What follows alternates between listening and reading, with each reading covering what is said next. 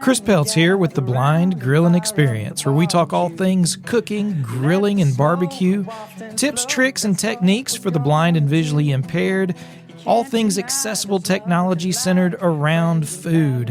If you like brisket and breads, you like pizzas and pies, folks, we will leave you hungry and wanting more. Check out the Blind Grilling Experience on your favorite podcast app or visit our website at blindgrilling.com.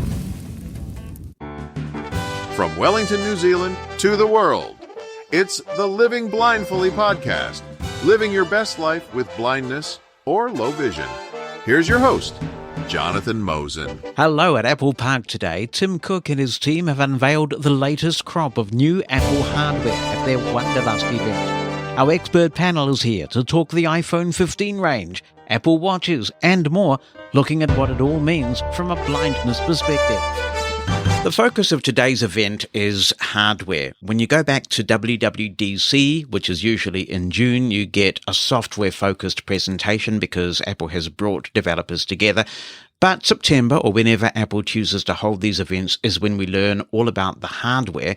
And sometimes there is some specific elements of the software that is optimized for that hardware. And we're going to talk about all of this today with our usual suspects. We've got world-renowned authors Judy Dixon and Mike Feir with us. We've got world-renowned accessibility consultant and describer of all things, Heidi Taylor, and somebody has to be here to push the buttons, so here I am. Here's a random question for you guys. Do you think we'll ever see an S iPhone model again? I would suspect they'd keep updating the S, like the SE, at least, but I kind of think the Mini's probably toast for good. We haven't seen an S model since the 10S, I don't think. Was that the last S model we had? Yeah. Yes, it was. Yep. Yes, which is what Henry's got. Yes. Yes, yeah. It was just the opening video. That was a very interesting, quite moving presentation. Damn, Apple's marketing is good. And they showed people celebrating their birthdays that they thought they'd never had because Apple Watch's heart monitoring alerted them to issues that they didn't know they had, and then they could go in and have life-saving surgery. It was really quite powerful, that video. I don't know whether anybody else found that moving, but I thought it was really good. I thought it was very clever, certainly. Yeah. Yeah, I was caught up with what is with all these different birthdays. Yep, and of course, there's the link. Right, I had no idea. Well, and that other fellow that had the accident there as well. Yeah, like it totally like that. All that just combining. I thought they would have maybe found some cases for more of the sensors, like maybe the blood oxygen might have done something. It was really the heart, the crash detection, and the heart monitoring. Yes, it seems. Yes. And I was sitting here thinking, I'm sure that Judy's just regretting every moment that she gave her Apple Watch Ultra away to her husband. Yeah. I did, and I'm not sorry. Sorry, not sorry.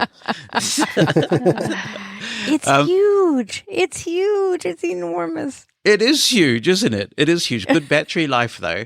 Good battery. And it's got the action button, so yeah. I'd like to be able to use my hand. Thank you very much. Yeah. Let's talk about Apple Watch then. Apple Watch Series 9 was the first thing that they talked about today. It is new technology inside the S9 chip that makes it considerably faster, of course. You know, this is what you're going to get, faster, better. It maintains the 18-hour battery life, but there are actually a couple of features that made me go, actually, this is really something that interests me. The first one, Siri requests processed on device. We are all Apple Watch. Are you an Apple Watch user, Mike? Yes. Yeah, I have an SE. Yeah, okay. Siri can lag, can't it? Does everybody find this? Yes. Yeah. Yeah, and yet it's such an integral part of the watch experience. So that's a very useful feature.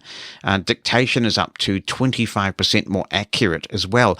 I don't know what you have all found, but I've actually found Apple Watch dictation even now more accurate than iPhone dictation for some reason. I find it very good. I dictate a lot of text messages with my Apple Watch, and it really works amazingly well. Yeah. You don't like talking to your stuff, do you, Heidi? No, not really. No. So how do you interact with your Apple Watch, or what do you use it for primarily? I use it for like sleep tracking and fitness tracking. Not that I do much of that. And I set timers, and I get all my notifications on it, so I can decide if I have to pick up my phone to deal with it. But normally, if I'm like responding to a message, I'll go to my phone.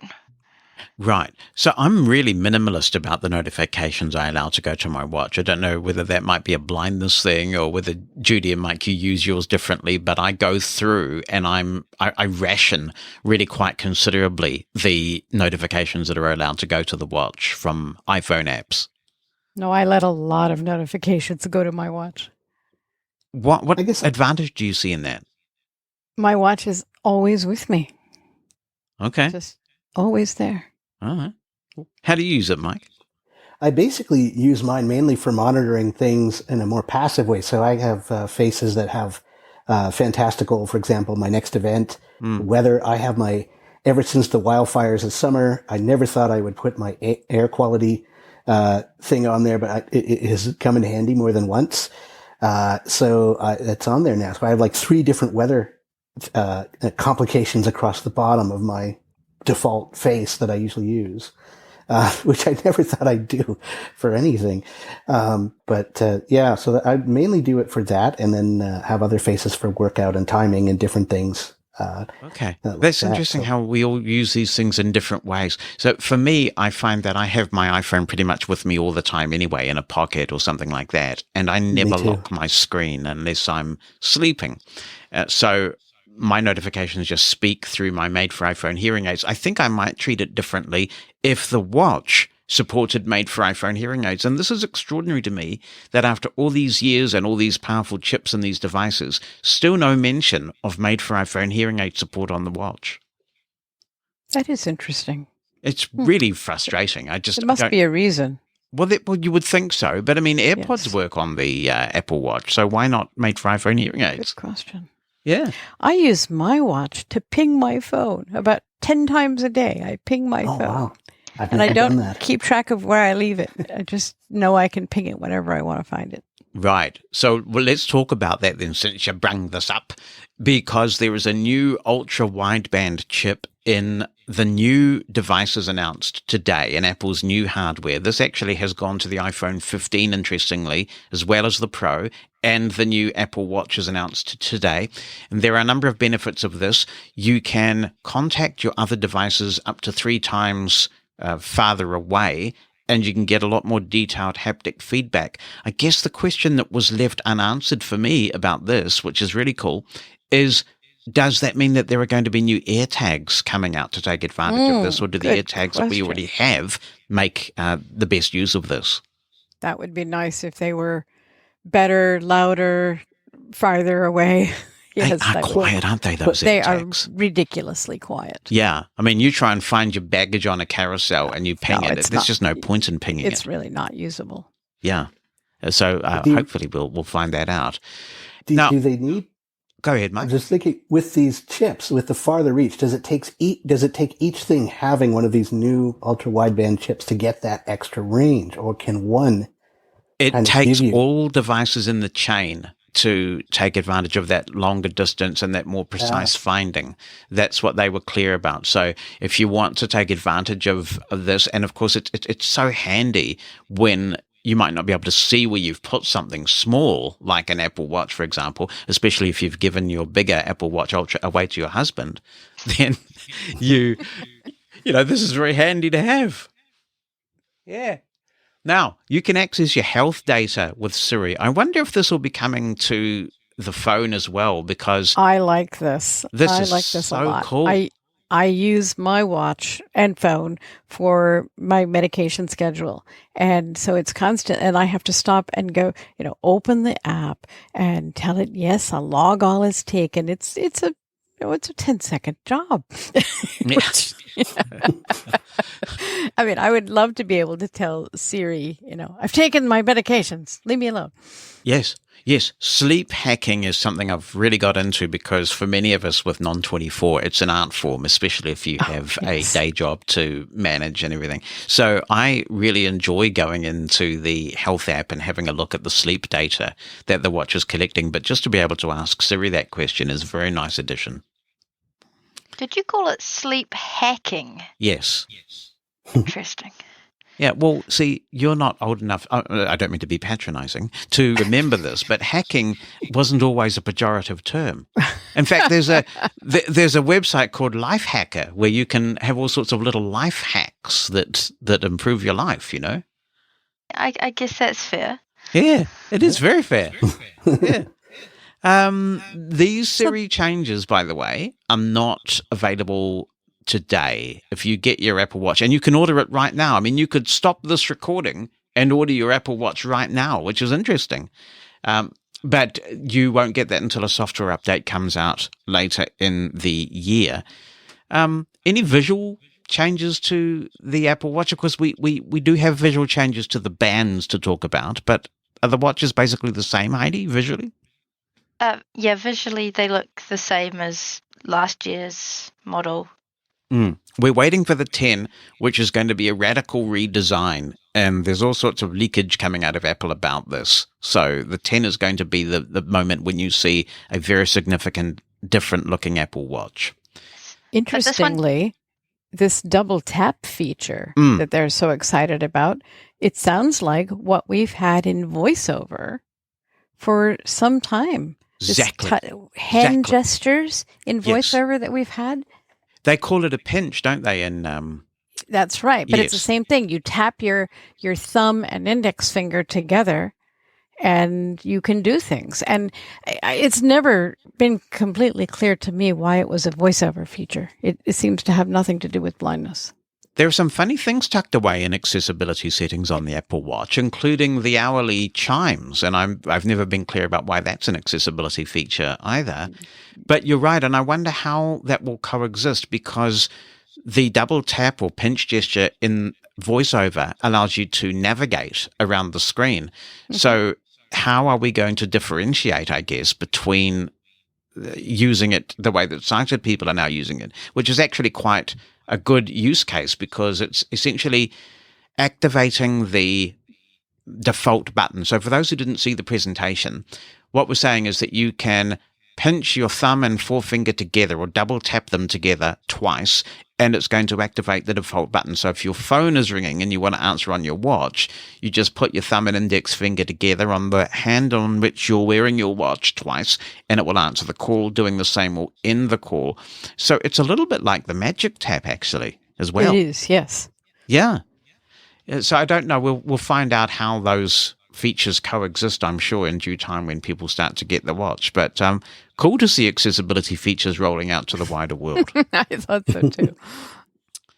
Now, there are some new bands, and Apple had a very gimmicky little cute conference with Mother Nature. I wonder if they were channeling their inner Steve Jobs, because Mother Nature sounded pretty damn bossy on that thing, didn't she?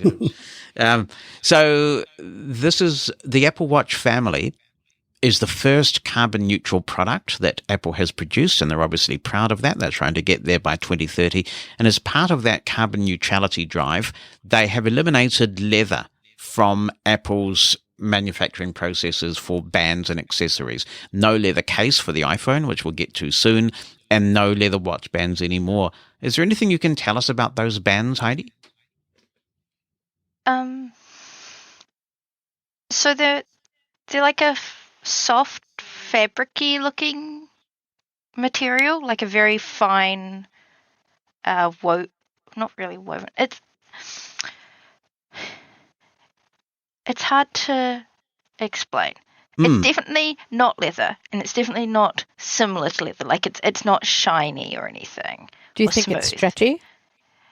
They didn't really show if it would be or not, but the examples they showed it in was in place of where they had been using leather bands. Is leather stretchy? No. Not really. It's quite tough, isn't it? In fact, it can be quite difficult to make it stretch when you need to. Yeah, so I think it's a non-stretchy design. And this is a new textile Apple is calling fine woven. Yeah. I don't know. Well, I guess there'll be a third-party market for leather bands and accessories because there may be a lot of people who don't want to give them up.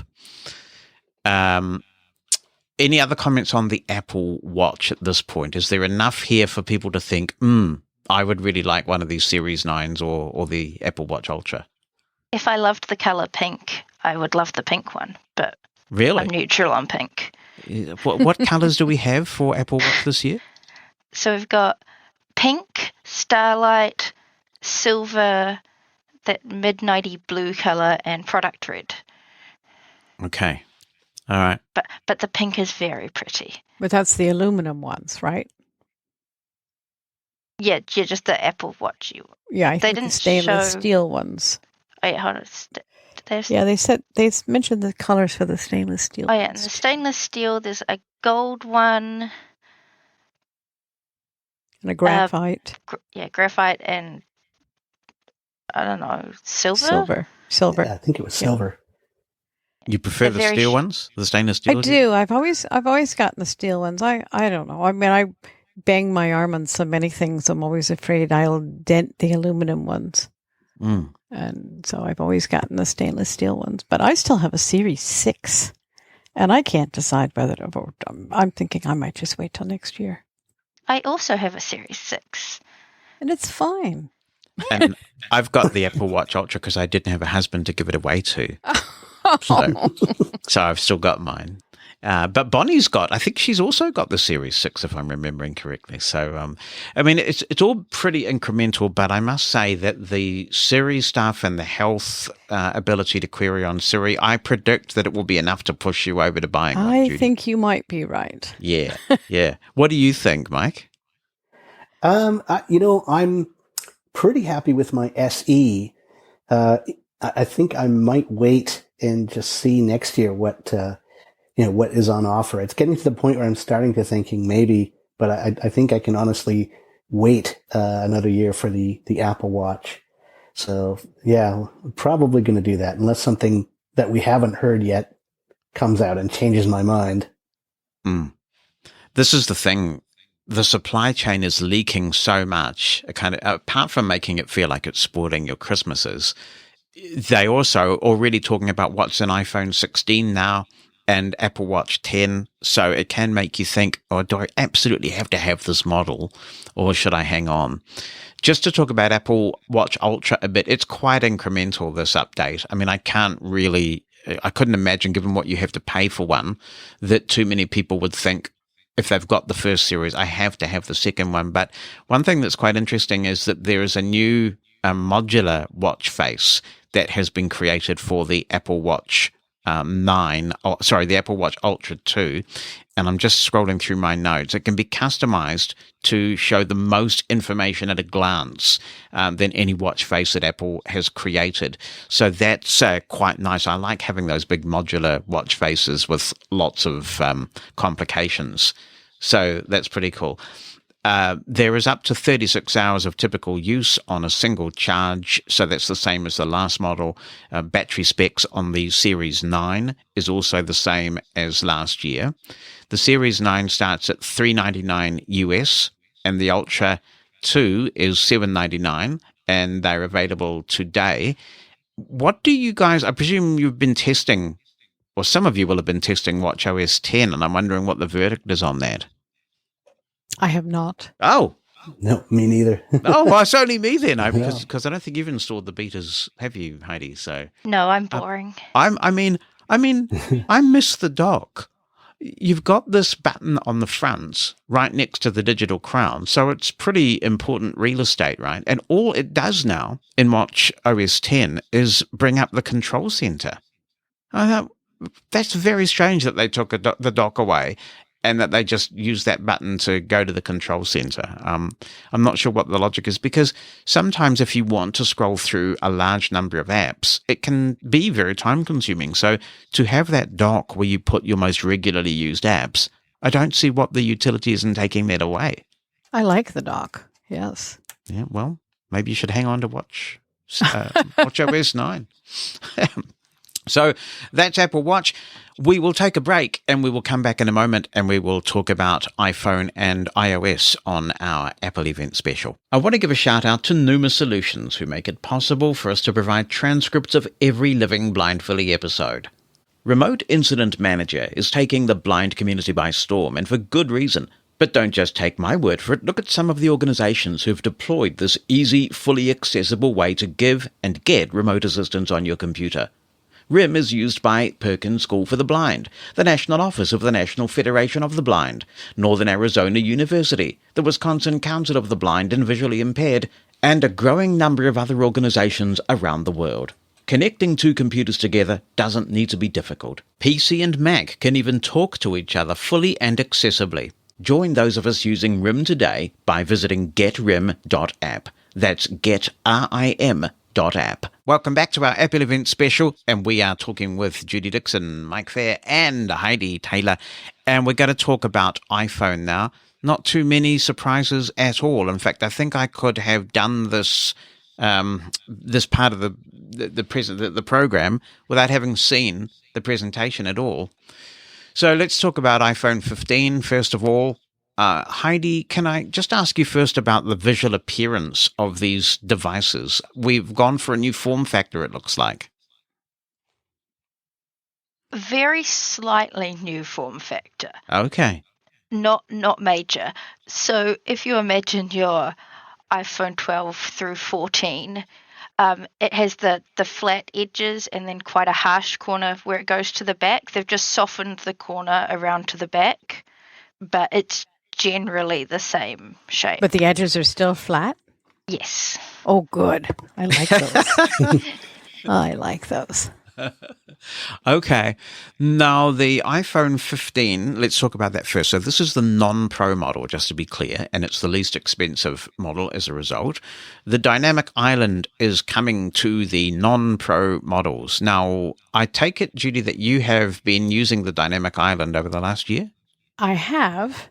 And for the first 6 months of the year, very few apps ever used it. Apple ones did. Now, playing something would show up in it once in a while, or if I like to use my phone and start audio and then transfer it to a HomePod. Just walk over to a HomePod, hold it near it, and the audio goes right to the HomePod. It's very cool. And then the Dynamic Island would tell me that happened. Well, duh. It really wasn't very used. And lately, in the last few months, things like Uber and Lyft and things like that have started using it. But it really has not been. I mean, you have to query it. It doesn't automatically tell you that something is appearing in your magic, in your island. And so I have not found it hugely useful. I remember when they announced the Dynamic Island this time last year, and we were all here sort of giggling, saying, what a bizarre term Dynamic Island is, and nobody's ever going to use it. But you get used to anything, I suppose. It was like when Freedom Scientific was created. I thought at the time, that is a very cumbersome name for a company, and now in the blind community, we don't think twice about it. But the Dynamic, I agree completely with your analysis. It took a while. I really like the way that Uber is deployed in the Dynamic Island. I find that practically useful.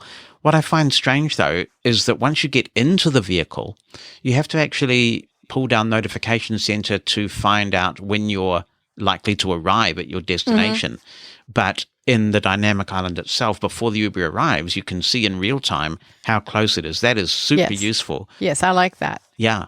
I'm looking forward to Uber Eats and DoorDash. I understand that DoorDash is very close. We have it in Uber Eats now. Do you? Yes. I have to check whether we have it, and I just have given up checking then, because I heard it was coming. So so what does it show you in the Dynamic Island? Same thing. It shows you how long it is before they're arriving. Cool. Okay. For those who are thinking about an iPhone 15 and haven't really been following the Dynamic Island before because it wasn't relevant, this is a little sort of part of the screen where the status bar is. And it was originally designed as a kind of a way to, hide the notch and make something useful of it. And this has information that can update in real time. So you can get sports scores, you can get we've talked about Uber, Lyft, that kind of thing, information that you might want to see in real time. Now, you can also use these dynamic island feature via live activities. So I'm wondering, Heidi and Mike, whether you guys have been using live activities at all, whether it's something that's had an impact on the way you use the phone. None at all for me. Right. I just haven't, I don't have a Pro. I have a regular 13. So, I mean, that might be part, although live activities, I'm pretty sure are on the 13 as well, but I have made absolutely no use of that. Yeah, you can see them on the lock screen. And, but I guess you just being able to kind of glance, for want of a better term, it's the dynamic island is kind of nice. Do you use live activities, Heidi? I don't have many things that use it, I guess. But the bus app here in Wanganui uses it. So like you say which stop you're getting on at and which stop you want to get off at, and then it detects when you start moving with the bus and it counts down the stops until you get there, which is really cool. And that is a live activity. So I've used that recently. Holy soup. I mean, excuse my strong language, but it wasn't that long ago that Wanganui didn't even have a bus. Now they've got an app for the bus. Whoa, never rains but it pours, dude. Yeah, so that's pretty cool. But other than that, I don't me really want have to go to anything Wanganui. that uses it. Yeah. No, I mean, that's a very useful practical feature. I'm a big fan of the dynamic island, and I think now that there are more users to market to, we'll probably see more apps adopt the dynamic island. So this is a really worthwhile feature, I think. And you can also do things like when you run a timer, you can see in the dynamic island how much time is left. All sorts of features like that. The stopwatch, I think, also pops up in the dynamic island. So I would like it if VoiceOver had a way to speak the content of the dynamic island when it appears, and maybe even use a slightly different voice or something so that you would know this is my dynamic island talking. Yes, that's probably something you'd want in activities, right? So that you could customize it on a per app basis, because there may be times when you're in an app and you don't want to be notified. Right. But there would be times when you do. Maybe some sort of toggle that just lets you toggle on and off the auto speak. Yeah. Now, one thing I didn't mention about the Apple Watch, and it's coming up here as well, is that we do have even brighter displays. This is something Apple tends to boast about every year. And I mention this because it may be relevant to people with certain low vision conditions that the displays are much brighter. I don't know whether you gleaned anything that we can add to that, Heidi, in terms of the brightness. I mean, they said up to 2,000 nits, which is pretty impressive, but I don't really have any way to quantify that other than just saying the number. Right. So that may be of benefit. You've got, as usual, a choice of a 6.1-inch iPhone 15, or you could go to the 6.7-inch iPhone 15 Plus. I wonder, Judy, whether you find the Plus models easier for browse screen input. Do you think that has a material effect on how easy it is to do browse screen input? I don't think so. Certainly doing it on an iPad is noticeably different because it has 8-dot input, which we don't have on an iPhone. But my hands fit just fine on my 14 Pro. And and I'm still finding, I know you said recently you thought the problems with braille screen input were fixed. I take it back. I'm certainly not finding that they're fixed. It's so frustrating. It doesn't lock. It's constantly shifting. It's just still a mess. And I really, really hope. And I mean, it's a mess. And it's a mess in 17. And I just don't think it's fixed. The big one that I find is that you can initiate browse screen input, so you can rotate to it in the rotor, and then you try to type. And for example, it will say speech off. If you do a .456 to start the calibration process, you find that you're not in browse screen input at all. So you've toggled speech off because it's just. I've had that happen too. Yeah, I get that very regularly, which just is so time consuming and frustrating. I leave mine permanently locked and in tabletop mode. Try to.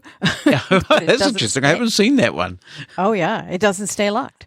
Are you a browse screen input guy, Mike? Do you use that? No, my wife does quite a lot actually on her phone. I never have warmed to that at all. I always feel like I'm losing speed even between Braille and, on-screen keyboard input, and let alone, of course, physical, where I can type about 90 words a minute. So yeah, I'm not a big Braille screen input user at all. Right. I still go for my plus size or max sized phones just because I want as much battery life as possible. And that's what really keeps me going. But I don't think that I would have any difficulty at all entering browse screen input on a smaller phone. But that is a consideration. With the iPhone 15 Plus, you do have a bigger phone, therefore they can fit a bigger battery in there. I don't know whether they gave any specs precisely on what the talk and standby time and things are, but they will publish those on the website. Did you see anything there, Heidi, relating to that? I haven't looked at the website yet. Right. Okay. So that's where we normally find it. And I did make a note of the colors. Look at me go. So you got pink, yellow, green, blue, and black this year. Oh, and they're so pretty this year. Yeah. What's your favorite? The pink again? Oh, I'm kind of drawn in by the green. So except for the black one, which is black. The others are very pretty, pale pastel colors. The pink one makes me think of a marshmallow. The yellow one makes me think of the inside of a banana. I don't know what the other two make me think of, but they're just very light. And I don't know, they're just really nice. Munching away on those silicon chips. Now, I did get a ping from a listener who wants us to talk a lot about the camera, because these days, and for a long time, in fact, the cameras have been so advantageous to us. Who'd have thought that we as blind people would spend so much time thinking about cameras and which device to get? But, and of course, Judy has published many missives on this Two subject. books on cameras. Yeah. So the camera system in the iPhone 15 is apparently new. You've got a 48 megapixel main camera. It's got a quad pixel sensor for fast autofocus. So as I understand that means that, as blind people, we can find it difficult sometimes to get the camera to focus, obviously, because we can't see what's in the view. And this should help with that. You've got higher resolution images which are captured, and that should make it easier to capture good focus in a range of light conditions. So very bright light, they mention, but also very low light. So it's good for us who perhaps don't turn the lights on, because we don't really have a need to turn the lights on. Anybody got any informed comment on the camera system in the iPhone 15? I think the autofocus is really going to help a lot. This is a reason why people do have difficulty using their camera to get information, is because they don't wait long enough for the focus. The focus can take several seconds now, and you really need to wait and let the camera focus before you take a picture. And if this is going to happen faster, this is a very good thing. So does that mean it's important, if you're taking a photo of a subject, of a person, that they need to sort of stay still for a few seconds before you, as a blind person, take the picture? It would help. Yeah. Right. I'll tell that to my granddaughter next time I'm... Oh, because she's going to listen. Yeah. Right. Well, she is. She doesn't know granddad. Yeah. Any thoughts on this, Heidi, in terms of the 15's camera system? One thing I was going to ask you about was they talked about more post-production options. And this is obviously really interesting to me. What I mean by that is that there seems to be a lot more that you can do after the fact to the photo. So it's taking raw data, if you like. And you as a blind person might be out somewhere where you don't have the time or the inclination or the capacity to ask a sighted person about an important photo that you're taking. But if you can get to that raw data after the fact in your Photos app and tweak it and do things like portrait mode and creating different things. Yeah, that's one thing you can do. That's something you might be able to do with the help of somebody else. So I wondered whether there was any data that we can comment on there. No, there's things you can do without the help of somebody else. You can, if you take a photo, what these cameras, where you have multiple cameras, what they do is go ahead and gather data with all the cameras, even though you're not asking for it. So you have a photo that you think is just a regular, straightforward photo, but it in fact has data available from the ultra-wide lens and all this other stuff. So if you go into post-processing, into the editing options, and you straighten it, it actually has data, keeps that data for 30 days. And it actually has data available to add or take away or move or do whatever it needs to do to straighten that photo. How visually verifiable is that tweaking to a blind person so you're actually making things better? Well, it tells you that you made it better and you believe it. And I did this for one of my books. There's a lot in there about it. And I, did it and checked it with sighted people, and it apparently does work. Or at least there are occasions when it doesn't work. But the times that it works are, vastly outweigh the times that it doesn't. So it's totally worth doing. Okay. Any thoughts on that, Heidi? I mean, it sounds pretty cool. I don't really play around with post-processing, so Judy's the expert. It wouldn't be such an issue if you can see well enough to take it straight in the first place. I guess that is fair. Right. So do any of your books cover this in depth, Judy, about post-processing photos? Yes. Which one should we buy? The last one, Capturing and Sharing the World. Oh, I love that title. I've got the thing here just for that. Capturing and Sharing the World. Yeah. All right. Excellent. And this is 2 years ago, so yes. It's only better now, but it's still it'll give you the idea. Yeah, I know that a lot of blind people are really getting into their photography, and I think that is absolutely fantastic. It really is. It's something that I've not done. I mean, I take a picture from time to time, or to be honest, I might ask someone to take more pictures than I take them myself. But it's something I'd like to do a bit more of, and it sounds really impressive. And Apple has done an amazing job of making the processing accessible. That's really cool. You're a big photo guy, Mike. You take the photos? Not massively, but I do, in my guide, I have a big section on just what the camera combined with AI and, of course, sighted help can allow you to do. So, there's a big section in the guide all about, using that camera to identify things, to, use things like Be My Eyes to help with things. One thing I use it every day for is to make sure my hearing aids are charging every night. And that whole autofocus thing, that could be helpful because I have to turn on the light, and then sometimes I've forgotten to turn it off after, and find out hours and hours later that the light has been burning uselessly after. So if they can tell in the dark whether the two little lights on my charger are green and stayed and flashing to indicate charging, that would be great.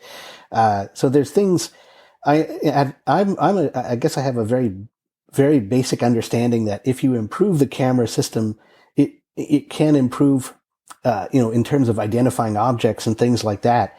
I would presume there'll be improvements there. Now, how incremental they are, I'm very fuzzy on. So, I don't know whether, for example, all this improvement in camera would be enough to motivate me to get a new iPhone if nothing else improved. I don't know that I have the understanding to really unravel that. Like, will it make that much difference to someone who isn't taking photos for art's sake so much as photos for OCR and object identification and some of the basic uses like that? I don't know whether this round of improvements, as impressive as they sound, will actually change the experience enough.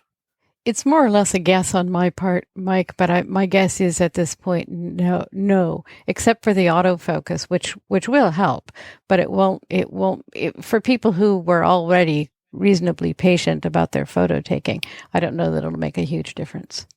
And one thing I've never been clear about is the degree to which a lot of these features are available to third-party apps. So that the camera app has got all the bells and whistles and all the post-processing.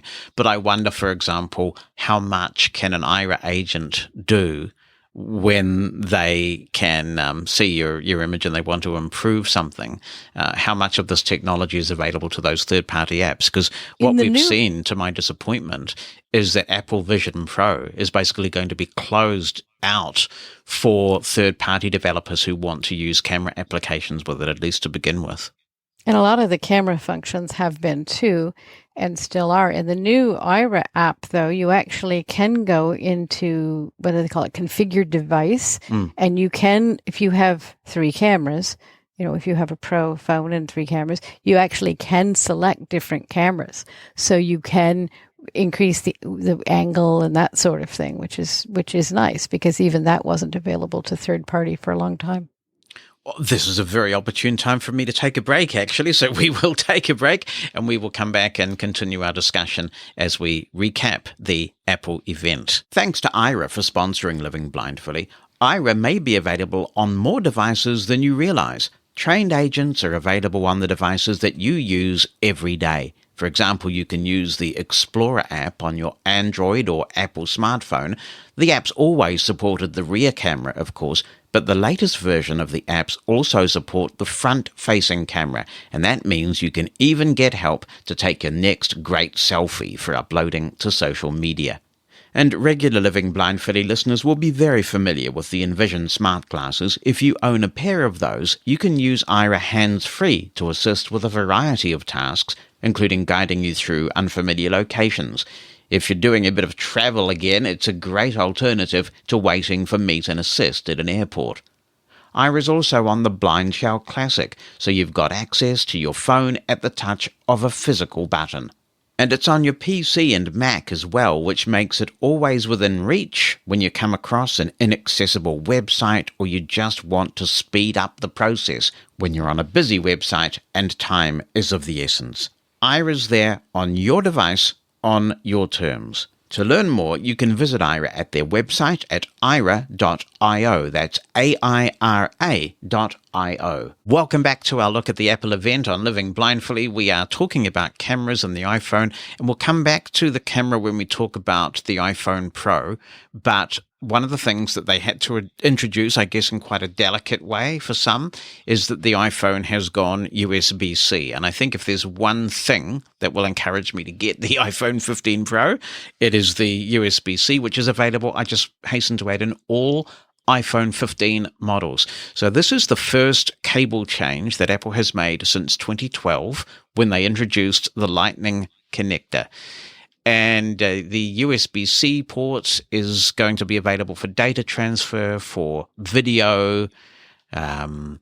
What else does it do? Data transfer, video, and charging, of course. That's the other thing I was thinking. And audio. And audio. You can use microphones and USB-C headphones. Yes. And accessories as well. So yes. I hope that includes keyboards. I hope it includes Braille displays, and I think it will. It's a very interesting question. And also, it's a question of how much power this thing has. So there will be some audio interfaces that you might try to plug into the phone where it will say there's not enough power to drive this thing or something like that, and you may need to plug in a USB-C hub. But it is a revolutionary day. It's long overdue, and it's the single biggest reason, in my view, why we should all be jumping out there if we can and getting an iPhone 15 something. Everybody else excited about this? I am. Yes, I am very excited about this. Momentarily we're going to have some Lightning accessories that are suddenly going to become useless, and that's sad. Some of them work with cables, which is a good thing. Yes. I presume there'll be some sort of dongle, will there? Yet another dongle, Lightning to USB-C. Yes. But people just need to be aware of this because, for example, if you use the MagSafe battery a lot, which Apple released a couple of years ago and has still worked on newer iPhones, it's just this battery. It's quite useful. I just carry it with me when I know I'm traveling a lot, and you just snap it onto the back of your phone. It just gives you a little bit more charge. But that has got a lightning cable a lightning socket at the bottom of it. Oh, it does, yes. Yes. So you've got to think about those things. You will probably find that little things like that trip you up, and that there are lightning ports and lightning cables. I'm thinking, for example, before my phone arrives, I've got to make sure that at the end of the cable, that connects my iPhone to the mixer. Here in the studio, I'm going to have a USB-C to 3.5 adapter, not a Lightning to 3.5 adapter. And on that will go. So there will be a little bit of pain initially, but I think there is so much gain that it's worth doing this. And thank you, EU. Thank you, EU, for making this. EU. Yeah. Yeah. One thing they also said, which I'm really pleased about, because we don't often hear a lot about audio in these presentations, they are promising improved audio quality on phone calls. And this is thanks to improved machine learning. So even when you don't do anything, apparently it's going to make some judgments about what's background noise and filter. But if you want to get really serious about this, you can turn a voice isolation feature on, and that will eliminate pretty much background noise based on the demo. I would have been a skeptic about this even a few weeks ago, but I know what's going on in this space because I've got this Heard That app now. And I'm not sure how current you are with the podcast, Judy, but Heard That is an app which is designed for people wearing made for iPhone hearing aids, or even people just who wear AirPods who may find it difficult to hear in noisy environments. And they have this slider where you can essentially tweak how much background noise you get and how much of just the person in front of you want. And I've been to some very, very noisy restaurants and cafes in the last few weeks, set this to 100% and pointed my phone at Bonnie. And it's like we are in a room at home without anybody talking other than the two of us. It's incredible. It's pretty amazing. Yeah. So this voice isolation technology, I'm sure that Apple's got some great boffins on that. So there's another practical reason for many of us to have a look at this. What else have we got? Oh, roadside assistance. So this is extending Apple's satellite technology. We just had our first case here in New Zealand where somebody was rescued as a result of the satellite technology being available here in New Zealand now. And to be honest, Apple's got a little window here because companies like Starlink are launching satellites where eventually, if your carrier signs up, you will be able to use your full cell phone, presumably with quite a bit of latency, as if you were just using standard cellular service. And one of our carriers, 1NZ, has got the deal with Mr. Musk, and next year that's rolling out to New Zealand. So we've got a lot of rural areas where it's difficult to, it's just not economic to cover, but you'll have service throughout 100% of the country because of this satellite service, at which point it will really make Apple's offering a little bit kind of lackluster. Now, let's see what we've got. We've mentioned USB-C. I'm just scrolling through my notes. Should we talk about the iPhone 15 Pro? Or just saying, wait. What do you got? The new Find My feature for finding people. Yes. So that's right. That is in the is that in the Pro only, or No, it was in the 15 section. Okay. Yeah. So thank you, because I made a note about this. This is huge for blind people.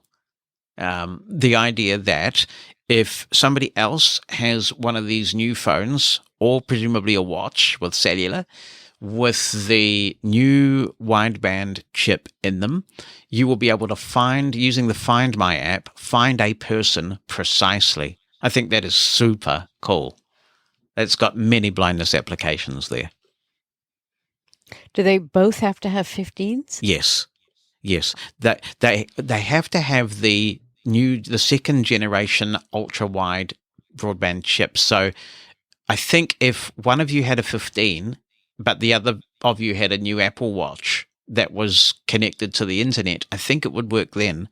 But it has to be that the chips have to match for that longer detail precision finding to work. Yeah. That's great. It does. That's a really cool use case.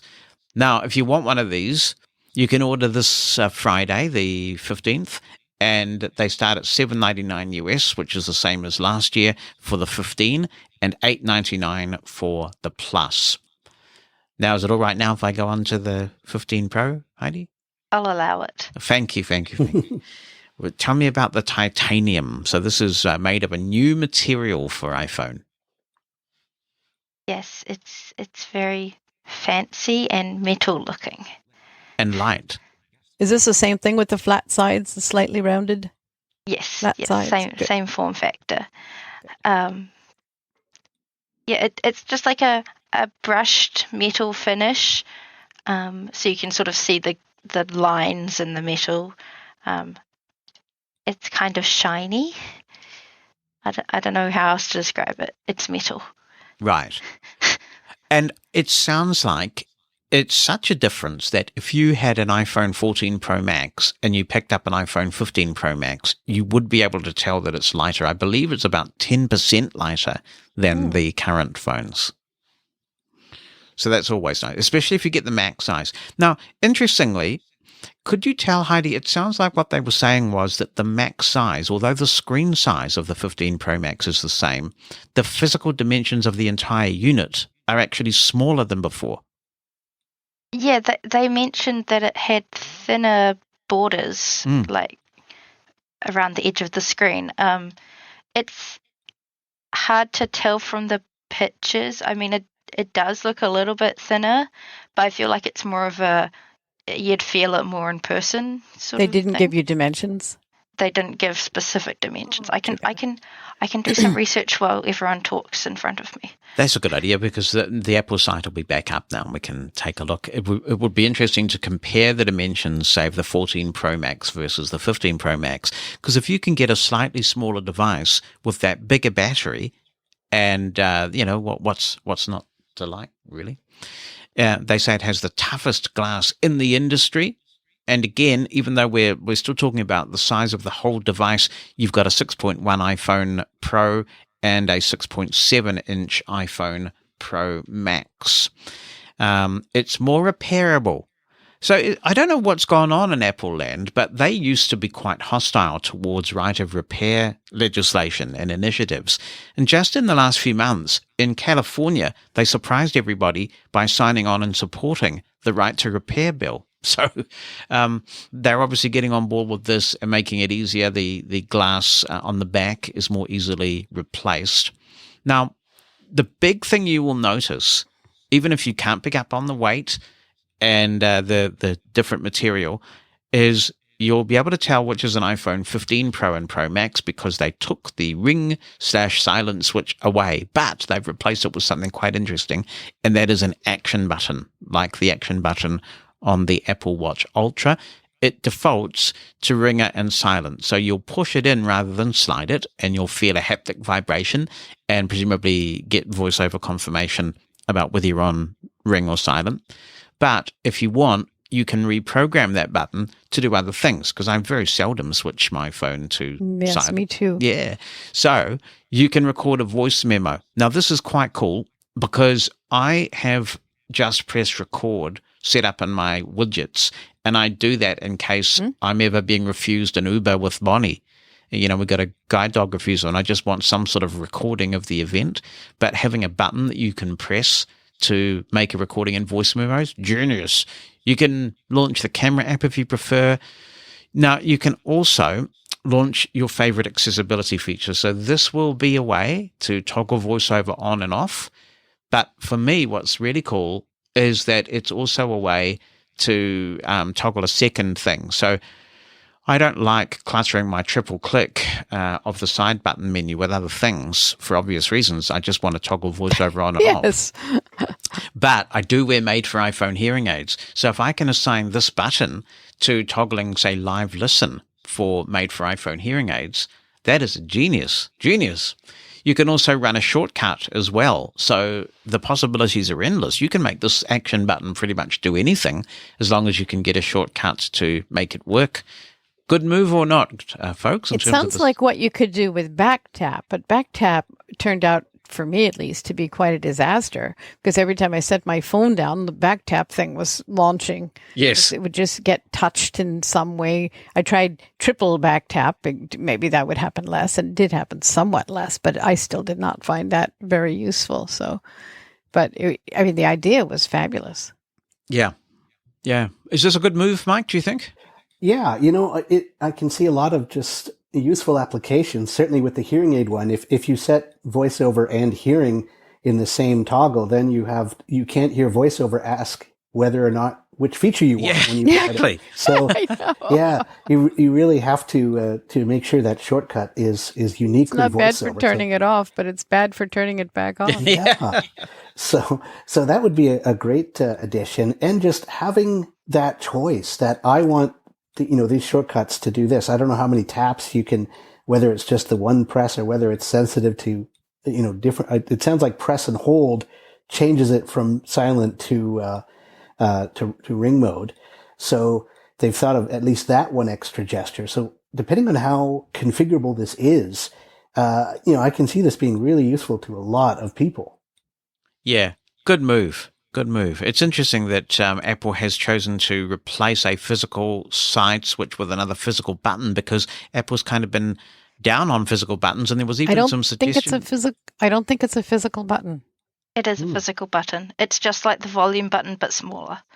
In my reading about it prior to this, they talked about it being one of those kind of buttons like the home button was late in the game, where when the device is completely off, you can't even feel it going in. But I guess what I mean is there was some suggestion that Apple might even take the volume buttons, or whatever you might call them, away at some point, and just have a kind of a slider where you slide up and down on the side of the phone. So rather than have something where you might perform a gesture on it, they have given you something to press, I guess is what I'm saying. Yeah. Did you find anything interesting about the dimensions of the phone, Heidi? Yes, I've got the specs here. Heidi's reporting in now. Fantastic.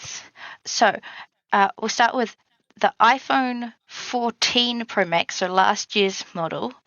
Its height is 160.7 millimeters, which is 6.33 inches. And if we move to this year, the iPhone 15 Pro Max, it's decreased to 159.9 millimeters or 6.29 inches. Oh, right, okay. This is that. No wonder they didn't mention it. 0.8 millimeters or 0.04 inches. Right. So it's very, very small, not much. However, I've got the weights as well. So the 14 Pro Max weighed 120 grams, which is 8.47 ounces. And the 15 Pro Max weighs 221 grams or 7.81 ounces. So that you should be able to feel. Right. All right. So the decrease in the height is really inconsequential. Yes. Yeah. No, we've got an A17 chip. Is that what we're up to? Yeah, A17 chip. And I should say that the iPhone 15, not the Pro, but the 15 has the previous year's chip from the Pro. This is a pattern that Apple chose to get into last year, where they want to upsell you on the Pro. And to do that, they basically give you last year's chip in the non-Pro models and the latest and greatest in the Pro. So you've got the A17, all sorts of interesting things talked about there. But the one that stood out for me, and maybe there were others that stood out for other people, was that the Pro has a different USB-C controller in it. And that supports USB-C version 3, which will give you up to 10 gigabits per second speed potentially. And what that made me think was, and I think the user experience might be different on the Mac, but it is so frustrating to me that given that this is designed for Pro people to get things on and off the device, or particularly off the device, that you still, at least in Windows, just can't connect this thing and have it come up as a drive in File Explorer. And why Apple can't make it so that, okay, I get that they don't want people fossicking around in the operating system and changing files and things. I completely understand that. But surely the music, the videos, those key user-centric folders should be exposed to users. We just copy things across and back off it. I use Dropbox for that. Right. But then you can't use the native apps. Well, I mean, I actually yes, use Walter true. Pro for that, because Walter Pro allows you to use the native app. So if you copy music across or ringtones across, then they all sync to their right place. But, you shouldn't have to have a third-party utility to do something so basic. And this is one of the things that, Android users quite rightly talk about all the time. Why do they lock it down? Yeah, All right. Well, I won't get. I wonder if that will change. I would think if it's going to change, they would have talked about it. Yes. Yeah, I doubt it. I don't think I'll ever get that. So what's this advantage of this super high-speed, fabulous data transfer? Well, I think that if you connect I'm sure the Mac users will chime in, but if you connect your iPhone to the Mac, I think it's a little bit more welcoming. And so you will be able to transfer your photos and videos, particularly if you're doing really high resolution, even spatial videos, which we'll talk about in a bit. Those files will be massive. So if you need to transfer them back onto a Mac, then it's way quick, super quick. That's pretty exciting. I don't know whether anything else stood out for the A17 chip for people, but that was the one, I mean, it's faster, it's better, all those usual things. Now, can we come back to the camera then?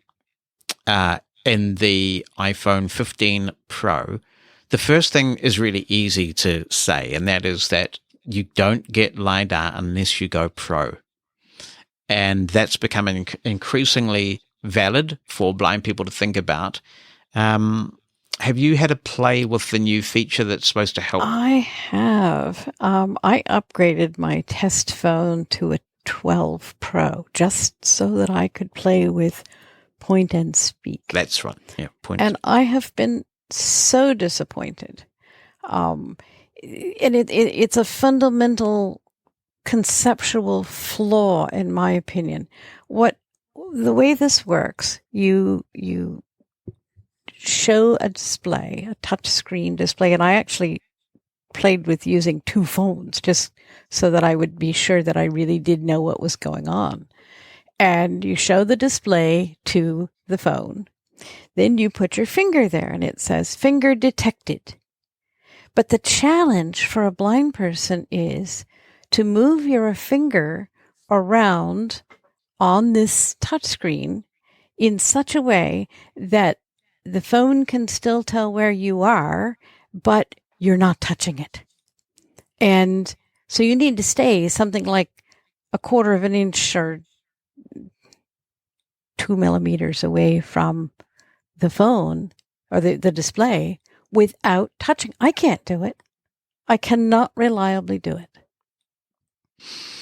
So basically, by the time you move your finger from where it is pointing to where it's touching, it's moved.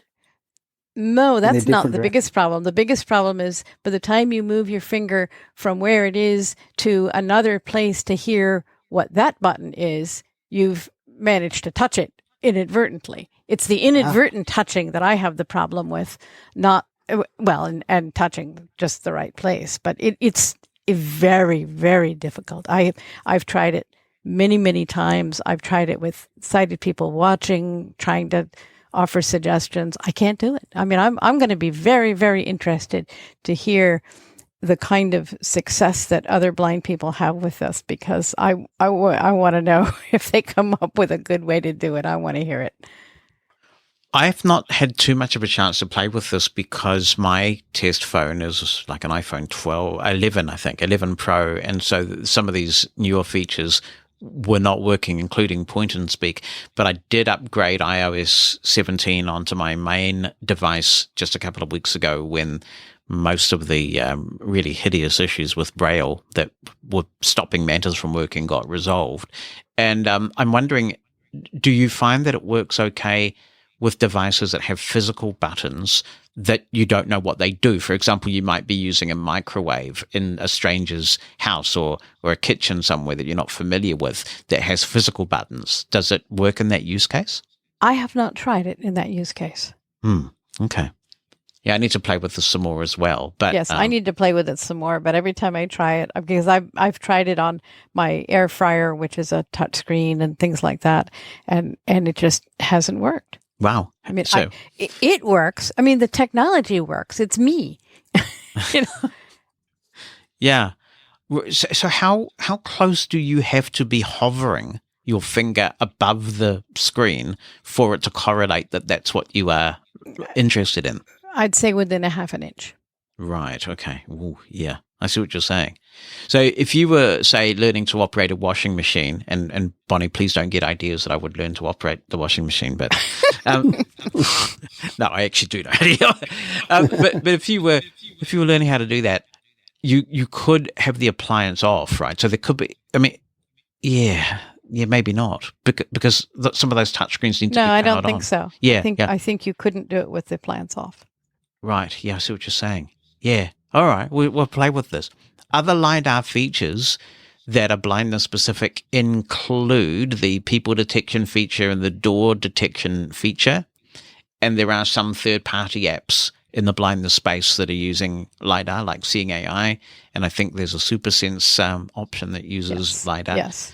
So how much of a must-have do you think LiDAR is given some of these blindness use cases? In my opinion, People Sense works really well. And if you are frequently in a situation, especially where you need to follow a line where people move and you have your phone positioned in such a way, it's one of those things where it really does need to be straight on and right in front of you. So having it in a lanyard around your neck or something is a good way to do it. And it will work extremely well at telling you when the person in front of you moves away, how far away they are, and then as you move up to that person, how close you're getting. And that's very reliable and really a very nice and subtle way to use that feature. Door detection is very much of a hit or miss. I wouldn't even give it 50% accuracy. Let's see, there's been text detection is so-so. Right. If I have to be really honest, I don't, it's, in my opinion, these things don't really, unless you have a very specific use case, these things don't work all that well to make it worth it. My perception is that a lot of this has been proof of concept and that it makes a lot more sense that Apple has invested so much time in this when you know that the Vision Pro is coming.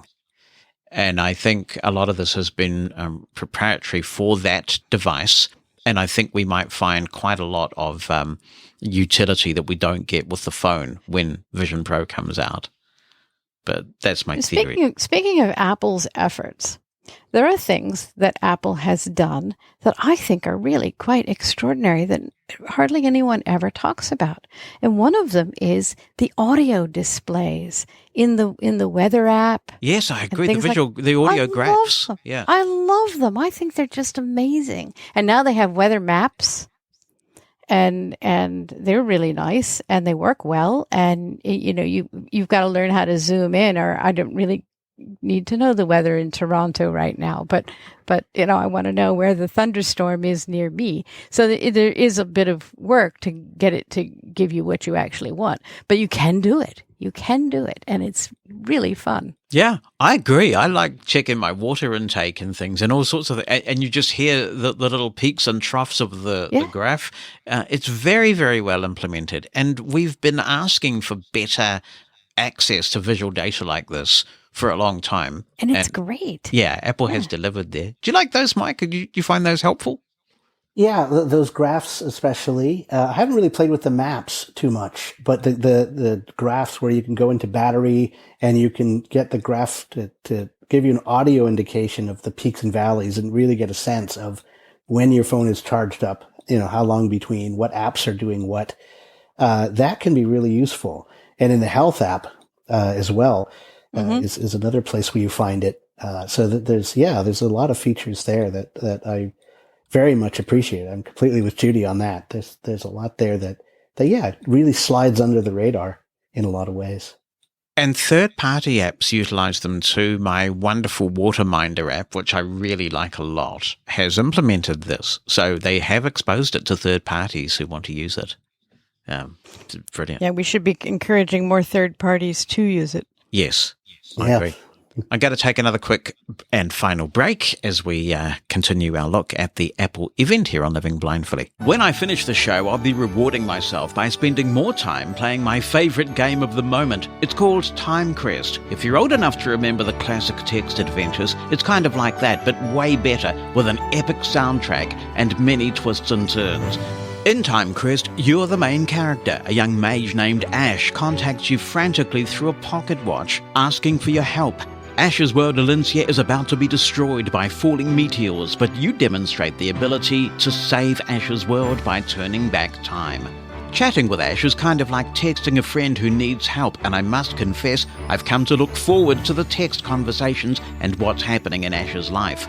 Play Time Quest on your iPhone, iPad, or Apple Watch. Play it for hours at a time, and believe me, I have, or you can dip in and out when you have a few minutes. This is such a cool game. Search for Time Quest in the App Store or find out more at timequest.com. That's timequest.com.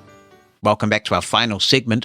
I just want to talk a bit more about the camera system in the iPhone Pro, because people want to know whether it's really worth having to spend that extra money, which can be very scarce for many people, on the Pro to get the better camera. Do you have a feel for this one, Judy? How much value would it really be for the average daily use case of many of us? Yeah, I think use case is exactly where it's at. And I've been wondering about the periscope feature on the Pro Max. Should I get a Max this year? Is this camera feature worth it? I don't use the telephoto very often. So if I did, if I was into outdoor photography and or needed to have information about something that was taking place at a distance, and I had that use case in my life, it's possible that it could make a real difference for someone who needed to do that sort of thing. But I think it seems to be mostly for the telephoto. So if someone doesn't have that kind of a use case, then that feature isn't going to make much difference.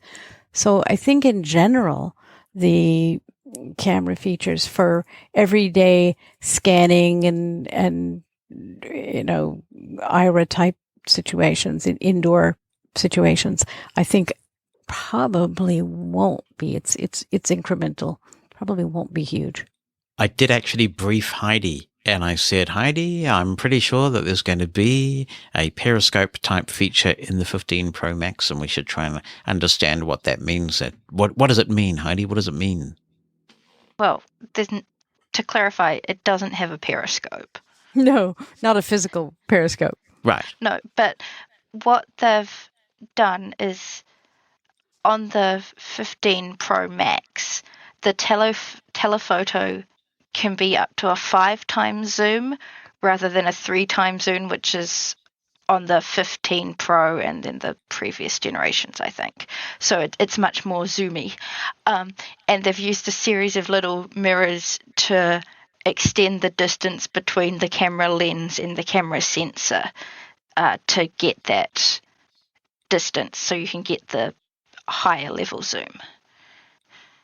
Is this the first time that there's been a feature difference between the Pro and the Pro Max? It's not common. No, we had stabilization. Oh, yes, of course we did. Yes. Yeah, that was a big one for many of us. It was big. Yes, it was painful because I didn't get a Max, and I really wondered how much that would make. Because stabilization is huge. Yes, and that's so.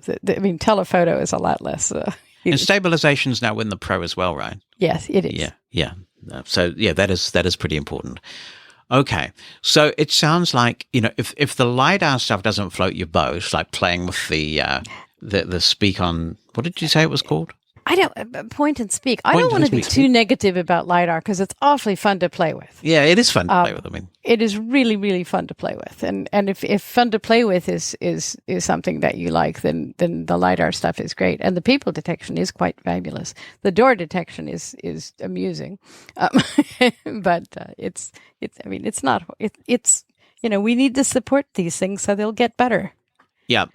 You can also record, if you want, video to an external drive. Now, that was very interesting to me because it sounds like Apple is going to, with these Pro devices and the USB-C, of course, which the 15 Pro also has, really help you to use peripherals like this. So I'll be intrigued to see how well that's integrated into the Files app and where that goes, but you're also able to capture spatial video. So if you are recording on your iPhone Pro Max or your Pro, and you want to play it back on your Apple Vision Pro headset, then you can do that. Wow. Okay. Now, pricing. They've made some changes here. So the Pro model starts at $999, but the Max starts at $1,199, which I believe is $100 more than the base price last year. But to compensate for that, the base model of the 15 Pro Max is 256 gigs of storage. Do we know how high it goes up? Heidi, are we able to find out what the storage options goes up? Yeah, so we have the 128 on just the Pro, not the Pro Max. Yep. And then 256, 512, and 1 terabyte on both. Okay. So the ceiling is still 1 terabyte. Huh. I would have thought that would have gone up. Yes. I think there was some suggestion that if they were going to raise the base model of the Max, they would also raise the upper model and give us a 2 terabyte. I mean, what are you going to do with 2 terabytes? I hate to sound like a Luddite, but that's a lot of storage on a portable device, but I'm sure there'll be somebody who needs it. I'm still getting 256 and I'm not filling it. And I have over 600 apps on my phone. Oh my goodness me. Name them, Judy. Yeah, I have 12 on my phone, and I have had it pretty full. I've had to delete stuff off of it every once in a while to get back down to manageable amounts. Yeah, that's frustrating, isn't it? It can happen, but the cloud space that gets increased. You can get iCloud Plus up to, I think it was 6 terabytes now, and 12. So they've got 12. a 6 TB and a 12 TB plan coming next week. Yeah. I have no idea what I'd use that for at all. Yeah. And photos, some movies. Yes, exactly. Yeah. Living blindfully episodes. Some people may be disappointed. I believe the iPhone mini is dropped today. They didn't do a new iPhone mini last year, but they kept it in the lineup. And I believe it is now out of the lineup. And if you want a smaller form factor, you've got the iPhone SE still, which comes in at $499 US as its base price. And word is $429. Oh, good. Well, just saved that's not bad. $70 right there. And I understand that the new iPhone SE is being worked on and that it will have Face ID. So for people who are hanging on to the iPhone SE because of Touch ID, I think that we may be running out of runway there. But I also hear that Apple's continuing to work on under-screen fingerprint sensing to bring Touch ID back in a new form. So that may come in the 16. It's definitely not in this one. And that's what they told us. Should we just do a quick round robin? Mike, what did you think of the event in terms of wow-mint factor? Well, I mean, the cameras, I can see why, especially pro users might really revel in that. I guess for me, one of the things is getting that A16 chip into the 15, the basic 15 models. That introduces, of course, one of the things that caused an immense amount of joy in the blind community is finally having a system to tell whether the phone is turning on or off with the chimes. Yes, I love that. Very good point. I love that. And presumably me too. that will now be in the basic. You won't have to get the Pro to get those chimes at the very least. So that would be excellent if that pans out. Important point. Yeah. Mm-hmm. Yeah, but they didn't mention that. For me, I mean, the watch. It sounds. I can wait another year for the watch. The phone, I'm really on the fence. The 15, that does have enough, versus my 13 to begin to interest me. I don't feel I have to have this immediately kind of pull, but I have a might be useful kind of pull. So they've at least reached that point, especially with the USB-C move. That would be kind of useful. And certainly reduce the amount of cables that I carry. It's nice not to have to worry about lightning anymore, right? Yeah. But we all, the three of us on the program who are blind, are in 2 blind person households. And it occurs to me that there could be a strong case to say, well, given how easy it is to locate one another with these new devices, it could get quite expensive if both members of the couple want the 15-something to take advantage of that new finding feature. Yeah. I think the finding feature is very huge, especially because my spouse is significantly hearing impaired. And so finding him sometimes is actually quite difficult, in an exhibit hall or someplace like that. And right now we use tiles to do it. And I use the tile app on my watch and activate the tile that he's carrying so that I can hear where he is. Right. And it does work, but I mean, a more subtle way would be much appreciated. And even with the version 1 of the chip, the precision finding, in my experience, with AirTags was better than finding with Tile in terms of just getting you right up to the thing. But it didn't know when there were things around. Right. So it directed you, through walls. Yeah. Through walls, through over tables, Yeah. So having audio that you could actually hear would be nice. Yeah. Yeah, that's a very good point. So that's quite an exciting use case for blind people. And we'll leave you the final word, Judy. So Heidi, what's your thoughts on, is there anything that stood out for you in terms of the new lineup? I just really like the colors. Good on you. But I'd probably get one if I could, but I don't have the budget for it. Okay. So your color recommendations are what? So for the 15, I really, really like the green. I think it's very pretty and would like gender neutral sort of thing. So like anyone could rock it. Okay. Not that gender matters, but you know what I mean? Like sometimes I do, because I have to think of these things because my phones tend to get passed down through the generations. So that's true. The pros, we didn't actually discuss the colors. They come in black titanium, white titanium, blue titanium, or natural titanium, which is a grey color. Spam, sausage and spam. Yeah. Yeah. I mean, I don't know. They all feel kind of boring. Should I get the white or the black? Yeah, which one should I get, Heidi? I don't know. I'm partial to the white ones because I like how they're light, like they look lighter, and often I put them down on dark surfaces, so it's easier to find my phone if I've put it somewhere stupid. I think I'll get the white. Okay, so that could be a factor for people with low vision as well. Then, which one might be the most visible? Yeah, if you have a lot of dark surfaces, a white one would be good. If you have a lot of light surfaces, a black one would be good. So it depends on that. Okay. The blue's nice. Yep. And the watch? You like the pink watch, right? The pink watch is very pretty. Right. Okay. Very good. And final thoughts from you, Judy? Well, I'm definitely going to get a new phone, and I will probably get the 15 Pro. I find Doug has the Max, and every so often I say, "Let me hold your phone just to see how it feels." And when you put it in your hand for the first time, it is monstrous, but you get used to it.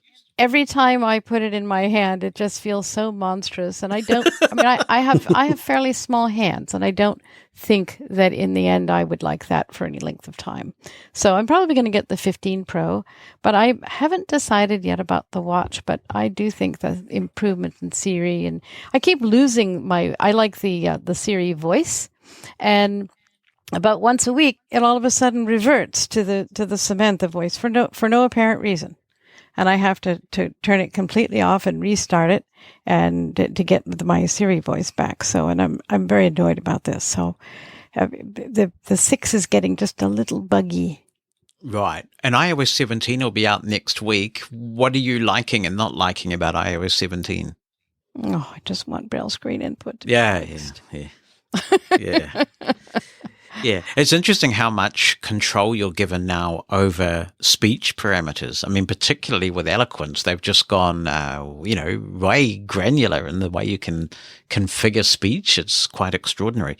Some of the vocalizer voices a bit. I found the voice feature, the personal voice, inaccessible, basically. I haven't had a play in the last build, to be fair, so maybe they fixed it, but I went through all the training and set up my personal voice only to find that it was actually quite difficult for a blind person to use on a daily basis, and that's disappointing. So it's kind of an incremental update this time, isn't it? Yes. It is. There's nothing terribly exciting in there. Wonderful. As always, I really appreciate all of you taking time out of your day to recap the event. I love this time of year and this get-together as well. So we'll look forward to being in touch in the future. Absolutely. Thank you very much. Transcripts of Living Blindfully are brought to you by Pneuma Solutions, a global leader in accessible cloud technologies. On the web at pneumasolutions.com. That's PNEUMA Solutions.com. And of course, we welcome your feedback on the Apple event. Is there something in particular that interests you, that encourages you to either purchase something new or sit it out for this year? opinion@livingblindfully.com is my email. You can attach an audio clip to that email, or you can write it down. You can also call our listener line on 864-60-MOSEN. That's 864-606-6736. I look forward to hearing what you have to say, what you think of it all. Remember that when you're out there with your guide dog, you've harnessed success, and with your cane, you're able. If you've enjoyed this episode of Living Blindfully, please tell your friends and give us a 5-star review. That helps a lot. If you'd like to submit a comment for possible inclusion in future episodes, be in touch via email. Write it down or send an audio attachment. opinion@livingblindfully.com or phone us. The number in the United States is 864-60-MOSEN. That's 864-606-6736.